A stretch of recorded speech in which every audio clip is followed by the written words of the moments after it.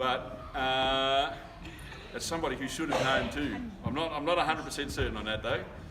But so this hall was built a long time ago, over 100 years ago. The next piece we're going to play for you is a march. Right? Now a march that we're also going to try and play at South Street in a couple of weeks' time. And it's a difficult march, but it's a march that was written around the same time that this hall was built. So it's a very, very similar vintage, and this hall might even recognise it because this hall's had a lot of brass bands playing it over its day. I remember when I was about 14 or 15, I used to come from Dalesford and play in a competition here. That was about 3 years after it was built, I think. A long time ago anyway. But yes, so this march we're going to play for you was written at about the same time that this hall was built, a very similar time, and it's called On the Warpath.